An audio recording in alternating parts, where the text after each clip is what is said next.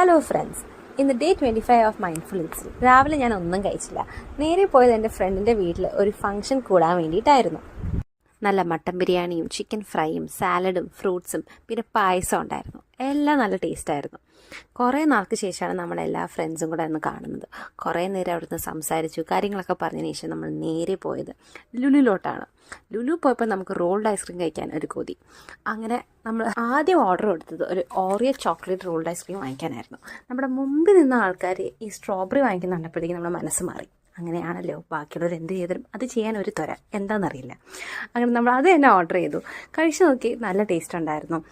നമ്മൾ ആദ്യം വിചാരിച്ചത് എസൻസ് ചേർക്കും എന്നാണ് സ്ട്രോബെറിയുടെ, പക്ഷേ ഇത് ഫ്രഷ് ഫ്രൂട്ട് തന്നെയായിരുന്നു. പിന്നെ നമ്മൾ ചായ് പോയിട്ട് ഒരു ജിഞ്ചർ കട്ടൻ ചായയും കോഴിപ്പത്രി, ഇപ്പം ഞാൻ കഴിക്കുന്ന കോഴിപ്പത്രി വലിയ ടേസ്റ്റൊന്നും ഇല്ലായിരുന്നു. പിന്നെ അസ്ലി ചായ കുടിച്ചു, അത് നല്ല ടേസ്റ്റായിരുന്നു. അസ്ലി ചായയും പിന്നെ ജിഞ്ചർ കട്ടൻ ചായയും നല്ല ടേസ്റ്റ് ഉണ്ടായിരുന്നു. പിന്നെ സ്പ്രിംഗ് റോളും സംഭവങ്ങളായിരുന്നു. അതെല്ലാം കഴിച്ചതിന് ശേഷം നമ്മൾ പിന്നെ ഹൈപ്പറിൽ പോയിട്ട് ഇത്തിരി സാധനങ്ങളൊക്കെ പർച്ചേസ് ചെയ്തായിരുന്നു. ആ കൂട്ടത്തിൽ ഒരെണ്ണമായിരുന്നു സ്പൈസി പൈനാപ്പിൾ. ഇതൊരു കിടിലം മസ്റ്റ് ട്രൈ ഐറ്റം തന്നെയായിരുന്നു. എനിക്കിത് ഭയങ്കരമായിട്ട് ഇഷ്ടപ്പെട്ടു.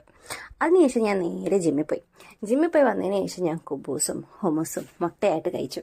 അതിനുശേഷം ഡെസേർട്ടിന് ഞാൻ ഇത്തിരി സ്ട്രോബെറീസ് കഴിച്ചു. അങ്ങനെയാണ് ഞാൻ ഈ വാലന്റൈൻസ് ഡേ സെലിബ്രേറ്റ് ചെയ്തത് with my friends and good food. Okay, അപ്പം ഇനി നാളെ കാണാം. Okay, by.